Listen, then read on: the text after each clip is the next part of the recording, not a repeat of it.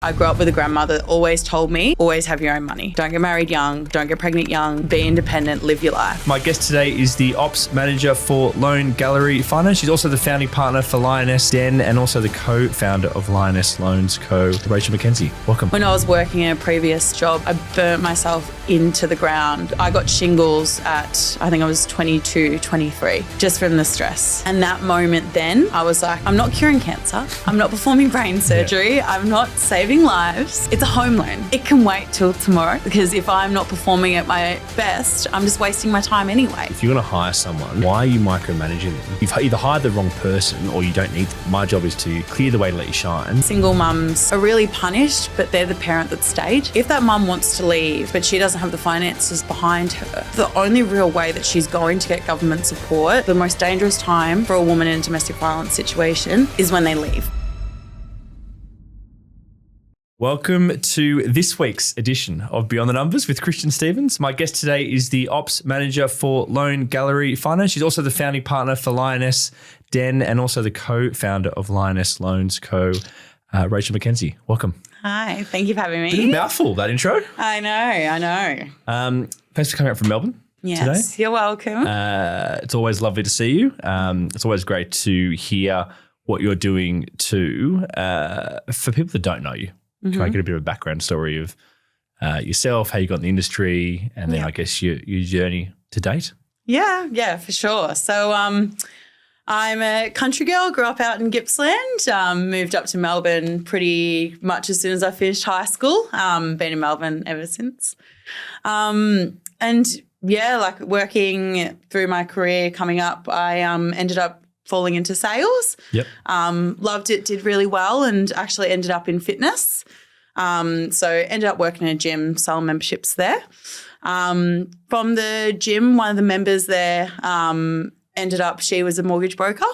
And yeah, we got to chatting one day about everything I'd been doing at the gym, coming out of COVID as well. I'd done some work at Westpac during COVID too. So yeah, we just got to talking, and she basically her admin was going on mat leave, so offered me the opportunity to come on as an admin for her. Yep. Told her I don't know. When was that? How many years ago? 5 years ago it would be. Yeah, about 5 years ago. So just after COVID, just after our big lockdowns, when working in a gym didn't feel very stable. Interesting. Sinead Grant on my team, she used to be in sales for a gym as well. Yeah, fitness to finance pipeline. A lot of good brokers are ex-PT. I think it's just working with people, talking to people, or trying to help them reach goals. You're the first ops manager I think I've had on, which is important because I think any big business operations is what enables you to scale and to be functional without the wheels falling off. I did really enjoy hearing I can't remember what your presentation was, but the how you broke down what you were doing behind the scenes with Loan Gallery. What does your day-to-day look like? Because operations is a pretty loose word, but when you have someone who's really passionate about that role, it's great to actually hear what you're doing day-to-day and then what the results of that have been. Yeah. So my day-to-day fluid is a very good word for it. It's very mixed. So operations is there, but I'm also doing a bit in the business development space and sales as well. So I've got 3 admin teams. So I've got my team of loan processors, we've got our customer care team, and we've got our loan admins too. We're about to do a shuffle around, so it's going to split up into 4 teams. So there'll be someone who's entirely dedicated to settlements. Yep. We also do a lot of construction work, and we've got quite a lot of brokers who everyone knows you flick a lot of ad hoc tasks through to processes, right? Yep. And jumping in and out of things when you're in the middle of a file is not productive. Yep. So at the moment, we're going to split up a role that's managing the construction side, and then there's a ticketing system, and that person's also responsible for all the... So like drawdowns and stuff? Or yeah, so all the progress payment managements, all the completion handover, all that sort of stuff. And then that person will also be taking over, when you need to get a couple of valuations done, or you need to do a couple of pricings, or you need to ask a BDM some questions and get a result, or loan variation, all those little tasks that need to get done but get lost in the emails, right? So having someone whose responsibility is just those tasks, so our processes remain on that, is kind of the big project at the moment. So overseeing all that team takes a fair bit of time. And then I run, obviously, a lot of our corporate social responsibility stuff too, our partnerships with Western Football Netball League that we've just rolled out. So I manage the relationship on that side as well. So organising presentations, going out, talking to the clubs about finance, pulling some leads in that way. What else? Corporate social responsibilities. I know you do a lot in what I would call impact space. Why does that mean so much to you? I think for me, volunteering's always been very central to my life. Ever since I was young, giving back's always been something that matters. And, empathy is a word that's thrown around a lot. And you see people call it their superpower things. But for me, empathy is so deeply ingrained in who I am. And for someone that's come from an environment that's not necessarily too privileged and now working in the finance space and thinking about, obviously, kids that I've grown up with and people I know and the sort of impact that not having financial education knowledge has had, now I'm in an amazing space where I can offer that education back to people and support them like that. I think me falling into finance while having this really big heart and desire to help people, it's kind of naturally driven everything I've done in that space. What is Lioness Den?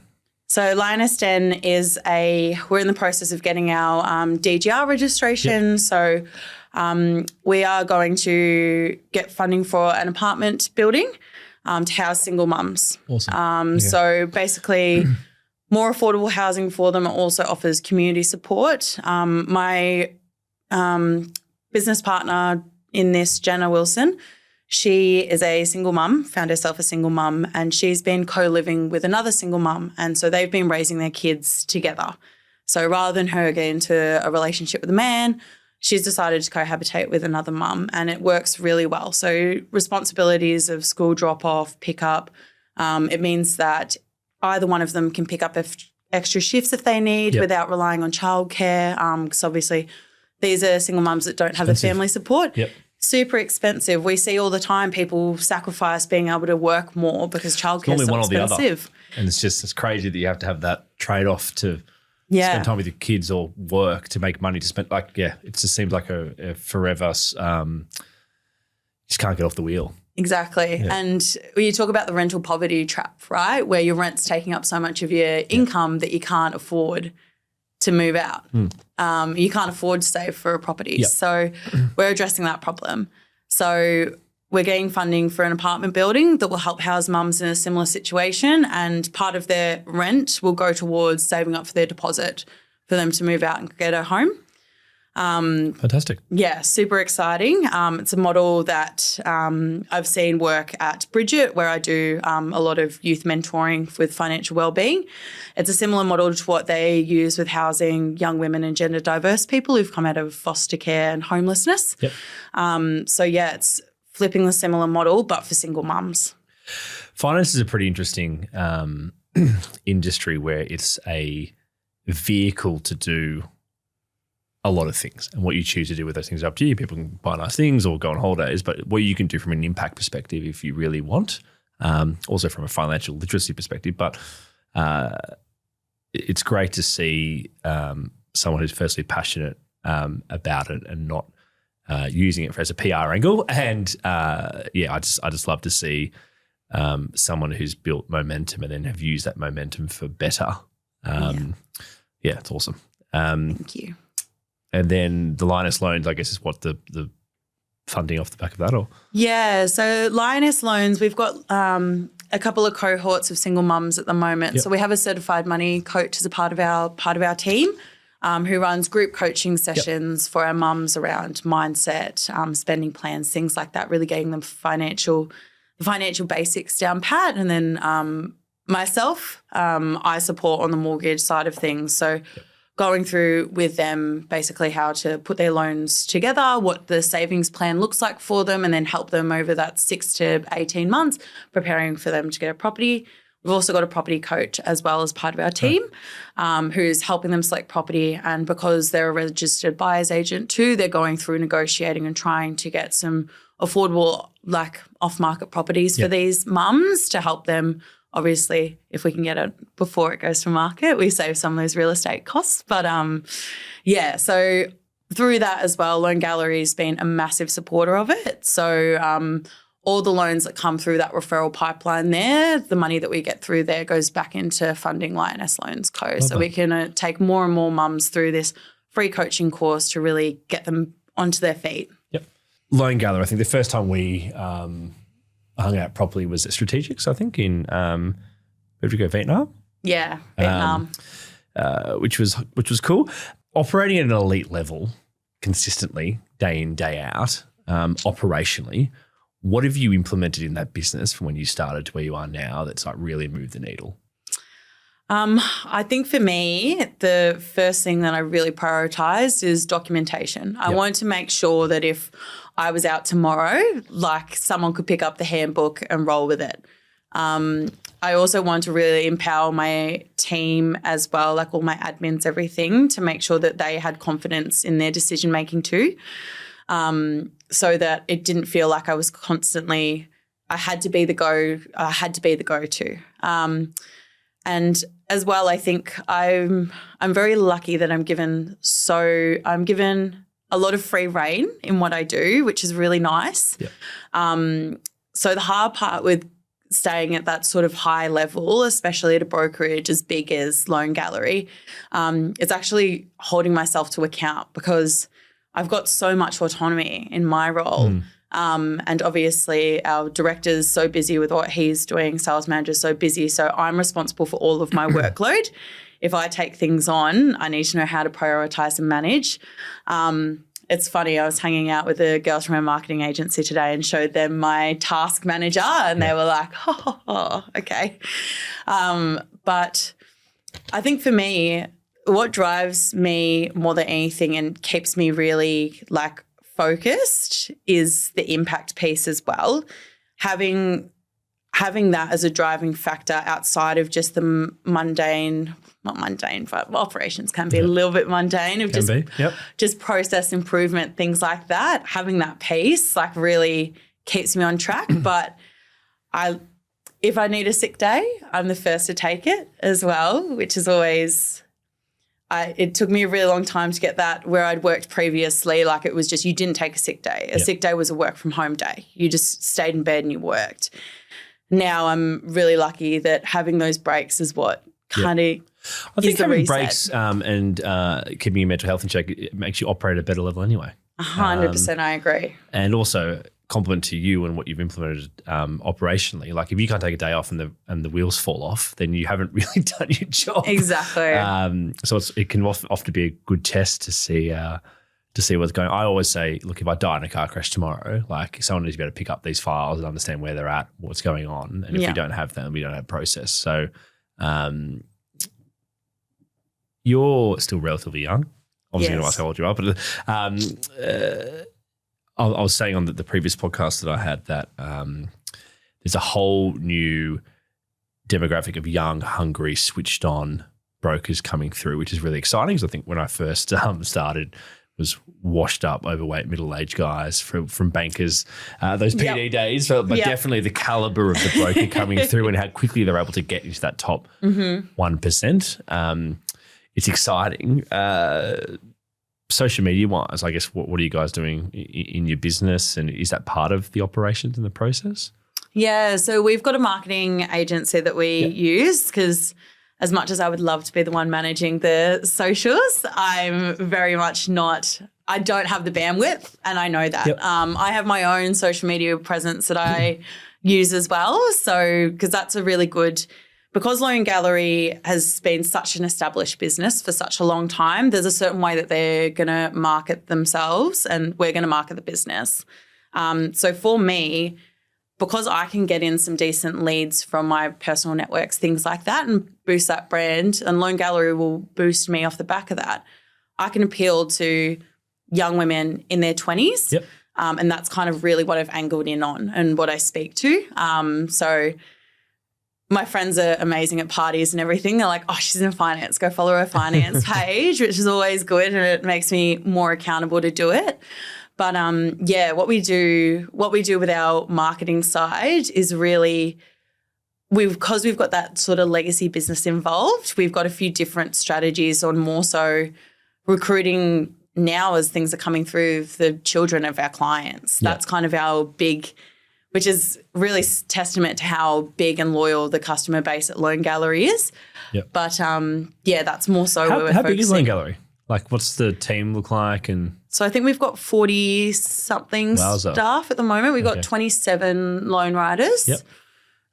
Big business. Yeah, big business. Been around for a while. Yeah. I think that's similar to, I guess, what we've got onshore as well. But like, it's hard. Managing people at scale is hard, regardless of how good your process is, because then you get personalities is a good way to describe it. Mm-hmm. And everyone operates differently. Everyone has different concerns. Everyone at different points in their careers. Yeah. Which is where, again, good process is so important, because if it's not, then everything can just fall off very, very easily. Yeah. What's ahead, I guess, for you guys? Like, if you're at that size, you've been around for that long, you're running a tight ship, like, what's coming up in FY27 that you're excited about? So for us, we're going to hit a really big recruiting drive. So the past sort of 2 years that I've been in the operations management role has been really building all the systems and processes out, building out some referral partners. We've had big changes with all of our tech as well. Like, our admin teams are really strong now, really capable. So now we can look at start bringing brokers in. Because we've really just held off on any recruitment. Just Melbourne based? Yeah, for now, just Melbourne based, but we do have an office in Adelaide as well. So I think we will eventually turn it up there too. But we see there's so much potential in Melbourne. There's going to be a huge uptick in Melbourne as well, which pretty dormant for a while. It's ready for some action. Yeah, it is. It is. And for us as well, because we really are targeting financial education and young people too, like, Melbourne's really the perfect market for us as well. So that's where we're going to stay. But so we're really going to start going heavy with recruiting brokers in, because we know if someone comes in, our system and processes are so good that the training piece is going to be very minimal. And that's what we want. We don't want it to be intensive. That's exactly what you want. You don't want to have let's spend 2 years trying to get you up and running. Yeah. Because you can't do that at scale. It's a nightmare. No, you can't have someone sit beside and shadow you working on files. No. Like, I mean, our brokers, the systems that we have in place now, our brokers are really just spending a good amount of quality time with a client, really getting a deep dive on them as a person, a bit of time figuring out the plan, figuring out the policy, and then just check-ins along the way. And it means that they can really do things at volume and easily. But it means, when we're bringing people in, like, they're going to have to try really hard to mess it up. Yeah. Well, then that's important, right? Because otherwise you got, like, it's your brokers then aren't motivated to bring on team members, and because they're like, well, I could take time out of my day to train them. And if you've got good systems and processes in place, then it's like getting a driver's license, right? Like, yes, you can ask the teacher something, but you shouldn't be asking them. That should be a last resort. Like, you should be able to go through everything first. Loan Gallery, are they doing just resi, or their asset as well? Commercial? What does it look like from a I guess, service offering to clients? Yes, we do mostly residential. We do have some brokers that are in the commercial space. I think the tenure of our brokers, I think the one that's been in broking the shortest amount of time is maybe 8 years. Wow, okay. So we've got, everyone's very senior in industry, which for someone who's running operations and changing processes and things comes with its own set of challenges. So they're quite well established, very good at what they're doing. And so, some of them will dabble in commercial if that's what they fancy and that's what they come across. Asset, it's a tick and flick for us. It's not kind of worth the time and effort that's in, and it's not our specialty, but we might. You said that you're on a hiring spree, FY27. Are they going to be established brokers or new to industry?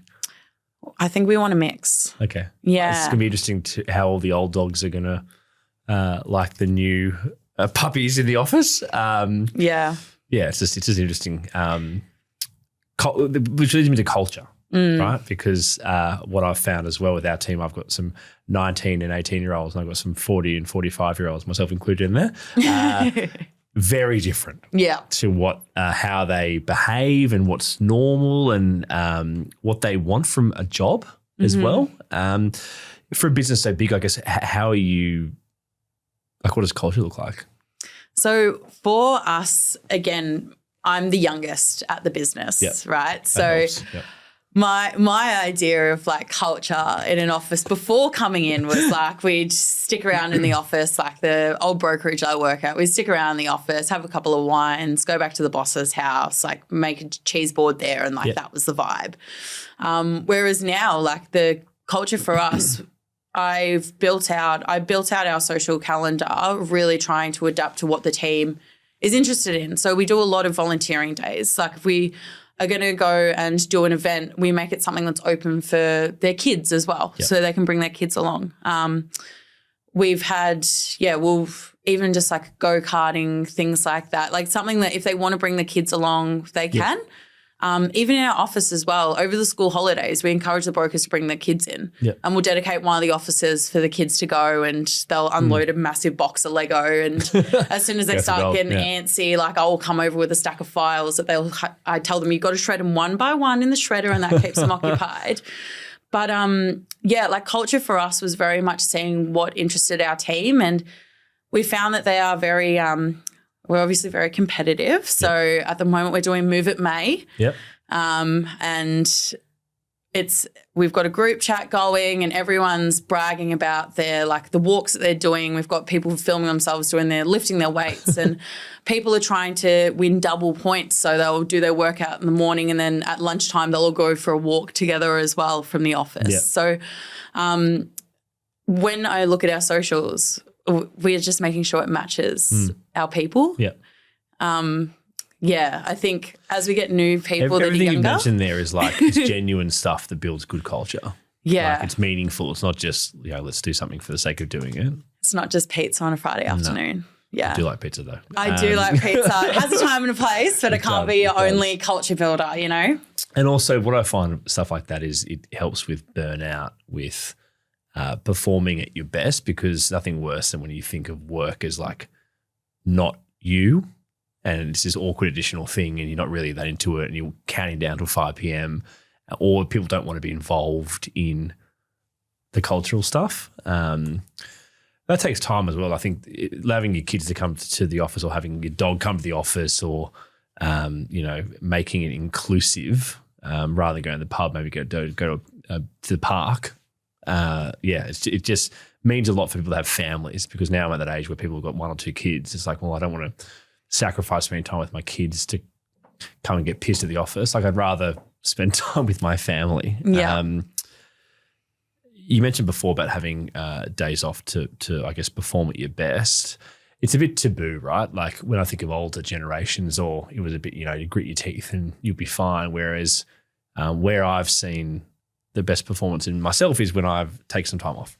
I come back running it, not 100%, but running at a lot higher percent than what I would normally. And also why I do the 100 days off drinking for New Year's Eve as well is like, mate, you got to do something that changes behaviour. Otherwise, this is not going to miraculously change on itself. What are you doing for yourself, I guess, to perform better and to look after your mental health? Yeah, for me, I'm a netball fanatic. So netball fills my cup in a lot of ways, and it switches me off after work. So I do a lot of umpiring and I play a bit as well. And the thing is, when you umpire, you've got to pay full attention to the game. So I love that you umpire. Yes, it's so So Very good. operation of you. Yeah. I like rules and order. Yeah. Do you have a whistle of the office? Oh, I should get one. No, my voice carries well enough in the office generally. But yeah, no. So I found like last night I didn't have netball after work and I just got in my head doing something. I think I left the office at 9:30 at night. I was the last to leave, right? Not healthy. You're not going to perform great the next day if you've been switched on for that long time to wind down. So having something that, switches me off, that I love, that I concentrate on. It's also social. Like I've got a bunch of friends at netball. It switches me off mentally from my day, but it's also like my workout too. So it's kind of like that perfect thing for me to just, I don't know, make sure I'm waking up feeling good. Yeah. Yeah. So I think I've always said, like as much as I've scaled back my netball a little bit just to make sure I'm not getting myself burnt out, like I've got to just keep that piece there. Just as a reset. You own property, don't you? Yeah. I think you put up, I don't know if you want to talk about this, but you put up a post a while ago, which I remember well, about the fact you've been the first one in your family to buy a house. First woman in my family to buy a house. First woman in your family to buy a house. And then the series of other posts off the back of that, which says a lot about your personality and how hard you work. Why does that mean so much to you? So I think for me, because I'm the first woman in my family to just buy a property on my own without getting cash or anything like that from anyone. And that post was really about me being the first woman in my family to do so many things. I was the first woman in my family to travel overseas alone. I've been the first woman in my family to move far away from home. Like all these things, first woman in my family. And it's all because and so many young women will relate to this. I grew up with a grandmother that always told me, always have your own money. Don't get married young. Don't get pregnant young. Be independent, live your life. And I live by that so much. And it's so much of my brand online as well is really pushing that independence piece for women. Like my nan's generation fought for me to have this right to go and buy a property by myself and be safe and get into a relationship with a man, not because I need the money, not because I can't afford to leave, but because I love them, right? And we're the first generation of women that can frankly do that. That for me, that's really, really valuable to me. And especially talking to all the young women at Bridget too, some of them will be like, I'll just wait until I get a rich husband. And I'm like, no, because then you're in chains. Yeah. You've got to have your own, just have your independence. So that's very much what I push as my brand, and it seems to resonate really well. It did. I remember it like it was yesterday, that post going up, which speaks to everything that you do. Like it's not like it's a social media thing. Like anyone who knows you well knows what you're doing behind the scenes with the impact stuff. It just obviously is a big part of who you are. Yeah. If you weren't broking, what would you be doing? I'd probably be coaching sport. I'd probably be coaching netball at a high level or, somewhere affiliated with netball, I think. Yeah. What do you like about it, netball? The team part or the competition or? The team part. Bossing people around. Yeah, the team part. I love the team part. I love netball is very strategic, and that was my angle as a coach that helped me work really well with high performance teams and why we had some really good outcomes in the coaching positions that I'd had. Very strategic game, which just makes sense for me and someone in operations. But also as well, netball is just such a community sport because it's so female dominant as well. And I grew up, my mum played netball, so she put me in and, I just thrived in it. And I just, no matter what, I can always come back to it and it feels like home. Yep. So your sporting background clearly influences your leadership style. And I find that anyone has been a good sports person or is heavily into sports normally carries that across to business in terms of either motivation or discipline. Back to the single mums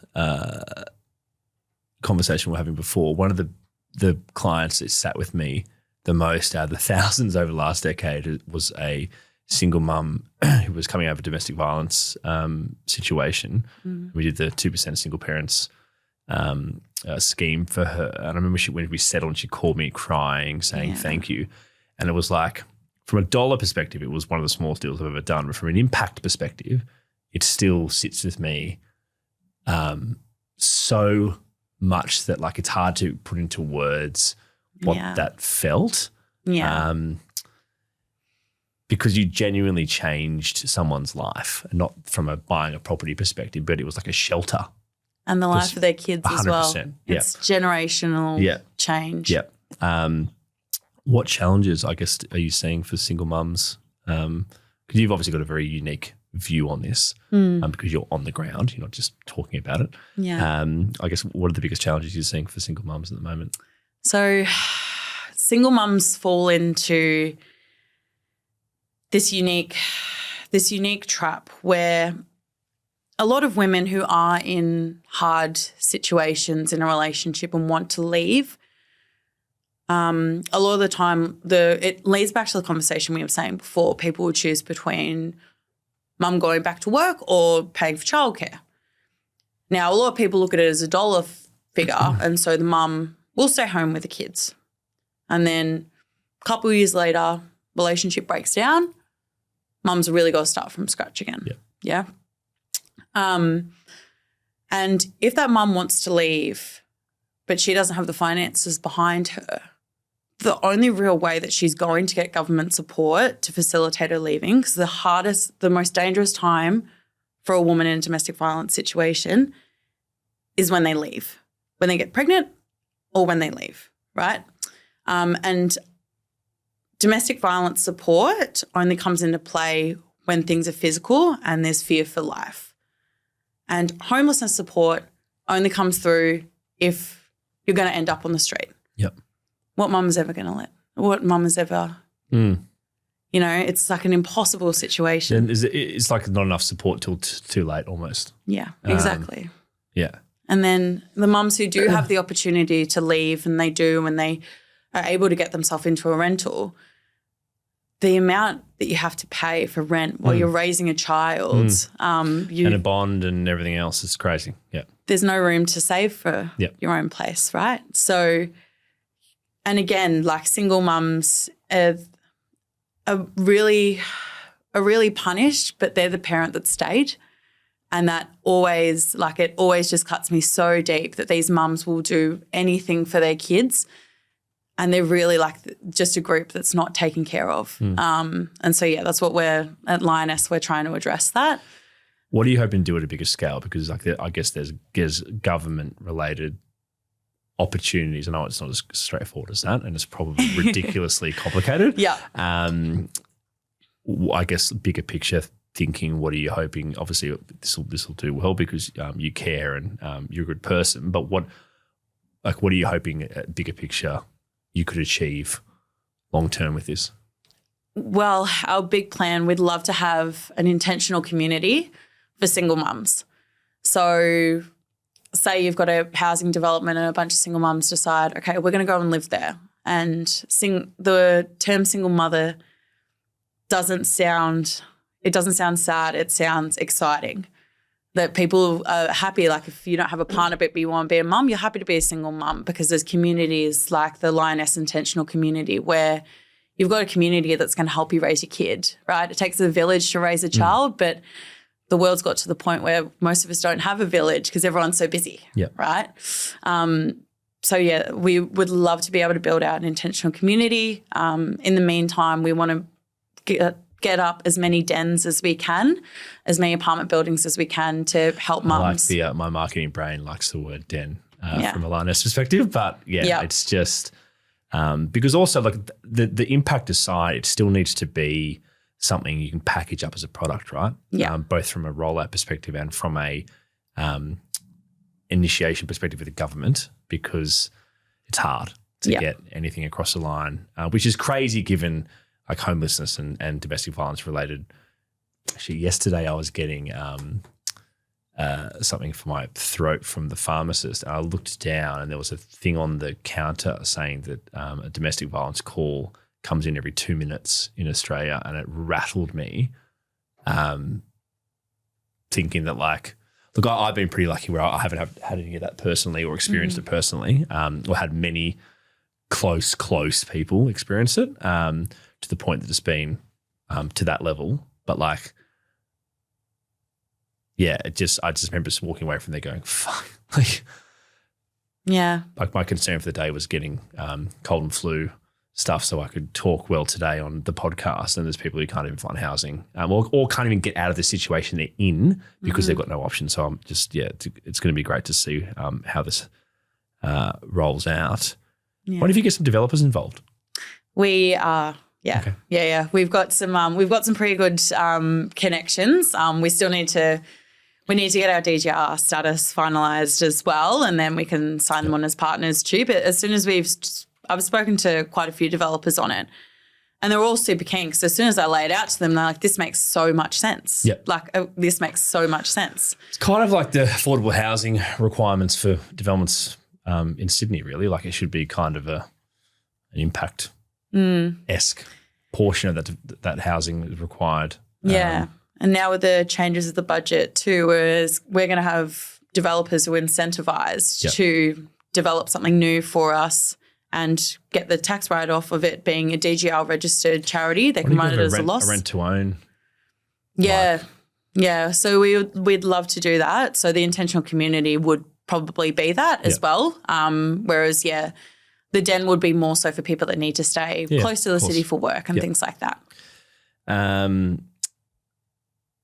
Getting very off track from operations because it's just far more important. Not that your job's not important, but you know what I mean.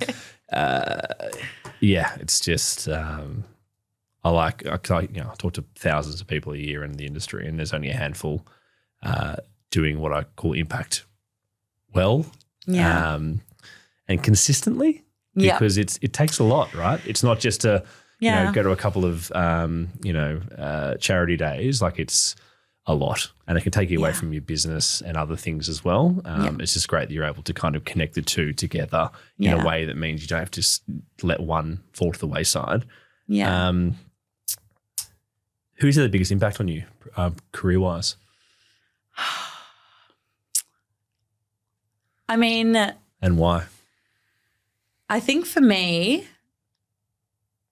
God, that's such a good question, actually. At my previous employer, there were 2 other staff there.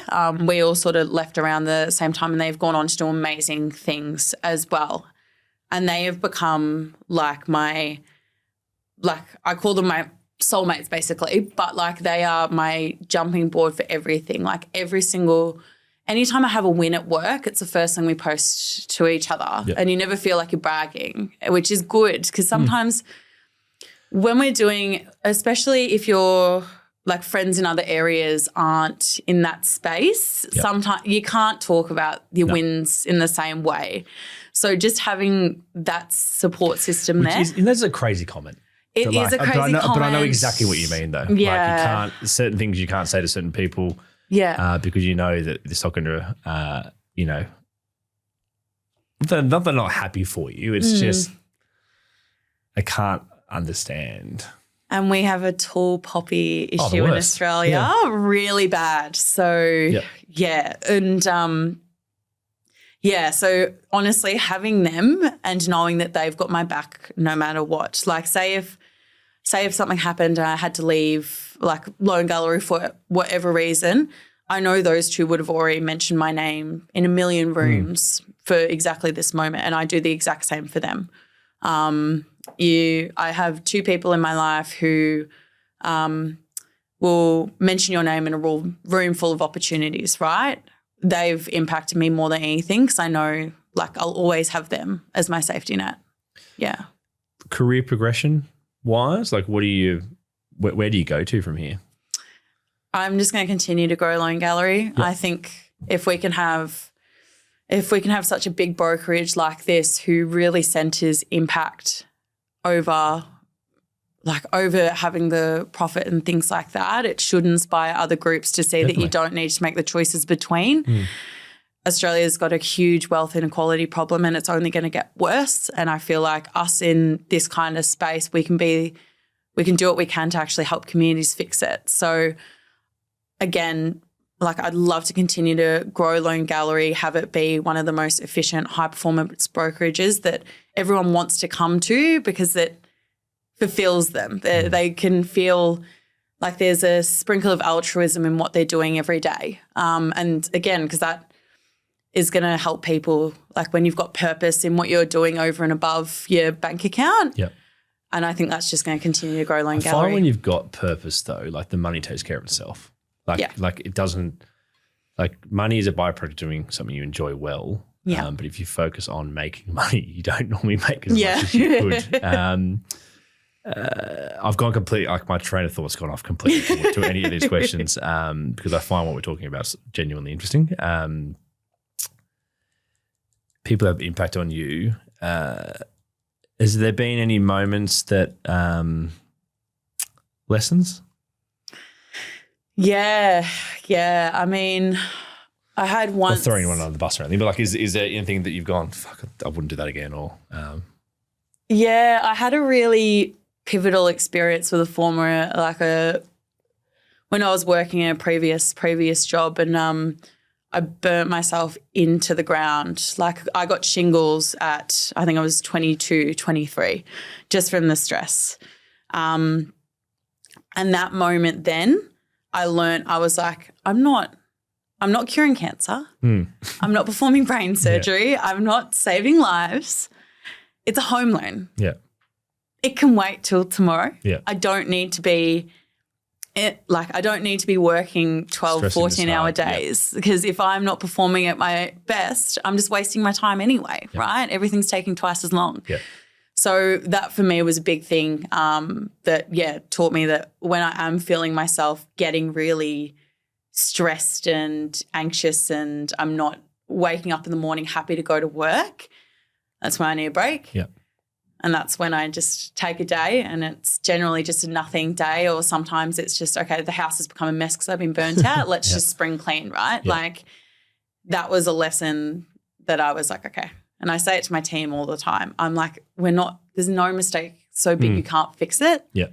It'll be a pain to fix, I'm sure, but like we're not saving lives. I say that all the time, especially the juniors. 99.99% of things are easily resolved. Just calm down, explain it to me, and I'll tell you the answer. But I think you learn that to be calm or calmer under pressure.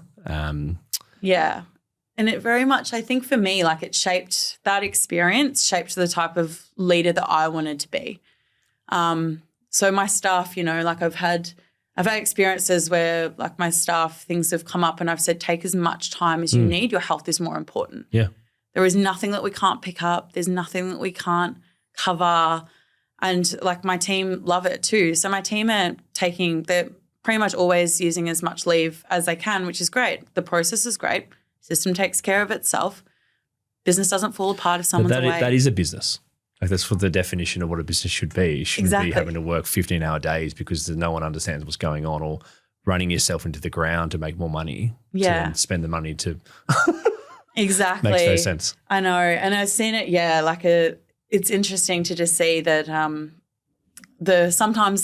obviously you're a leader that's not, but some of the whip cracking that we see with other leaders too. I don't understand that. If you want to hire someone, why are you micromanaging them? Yeah. Like, you've either hired the wrong person or you don't need them. Like it's one or the other. And my job is to get out of the way to let you shine. So clear the way to let you shine. But yeah, I'm never going to be a where are you at 9:01 kind of person. But also you're an adult. Yeah. Like what you choose to do with the opportunity is up to you. Yeah. But yeah, it's just funny how some people come from different businesses and they're like, I had one of the new staff ask me if they go to the bathroom the other day. I said, what do you mean? So can I go to the bathroom? I said, no, I heard you. I was like, yeah, you go to the bathroom. You're 30 years old. Like, and then I was like, that's crazy that their last employer, they would have to have asked how long the lunch break is. I'm like, as long as you need. Presumably not going to take 3 hours. Yeah. Like, I don't know whether I've just been lucky with the environments that I've been in, but some of them are not as nice. Yeah. I've run out of time. Yep. Which is always the sign of a good podcast. Thank you for coming up from Melbourne to chat. You're welcome. And thank you for everything you do in the industry as well. I think, like, regardless of the podcast or not, the impact you're making is genuine and it's measurable. Yeah, and if there's anything I can do to help, let me know. But aside from that, I do really appreciate taking the time to come up and having a chat today. Thank you. Thank you. Thank you for having me.